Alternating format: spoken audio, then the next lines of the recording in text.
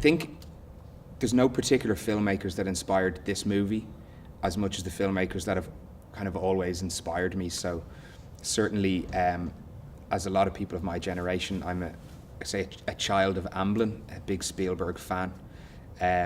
Also, Kubrick,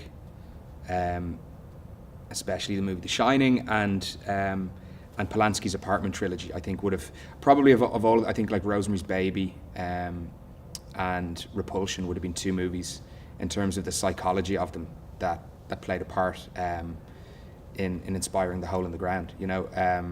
So yeah, I'd say they're probably the three spaces that you can see a little bit of those influences at play. But I think that always feeds into my work. I'm also a big fan of Sam Raimi, although this film didn't necessarily call for influence really from that kind of space. But yeah, I'm proud of my influences, and they continue to work their way into my mind as I work on my projects.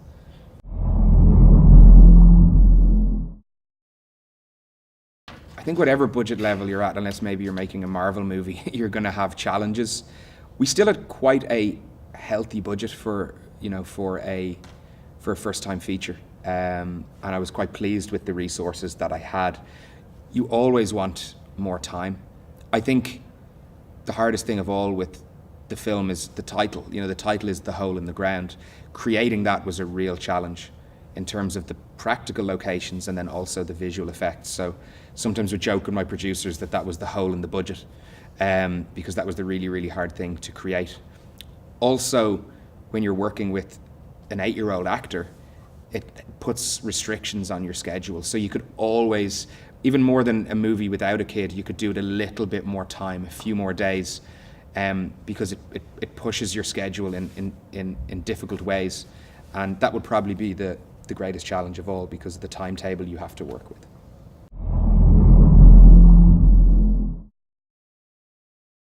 The casting process was different for each role. So with Sarah, who's played by Shauna Kerslake, she was the only person that read the screenplay.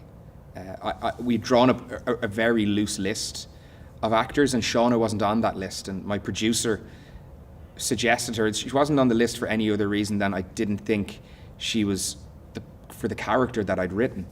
But then I saw her in a movie and I thought the same thing. She's not the character I've written, but she has something really unique that can actually take the character I've put on the page and turn it into something even better. So we sent Shauna the screenplay, she read it, we met for coffee. There was no traditional audition, she didn't have to do anything on tape. She shared her opinions, I shared mine, and offered her the role, and thankfully she took it. And she does something really unique. She has a great ability to share her internal emotion, which was great. So that was it. It was one person read it and she got the role, versus with the kid, that was a process of seeing a lot of different performers at various stages, where a casting director will put them on video, I'll say yes or no to some, we'll bring them in groups, and it was this slow process of kind of like carving down the group until we kind of had the perfect kid. And then when we had 2 or 3 left as a shortlist, we would do chemistry tests with Shauna, who we'd cast as Sarah, and see how the behavior was.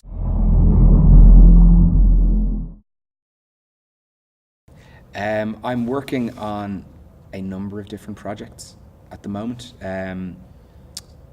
So I'm not sure which one will be next. I know which one I would like to be next, which is called Box of Bones.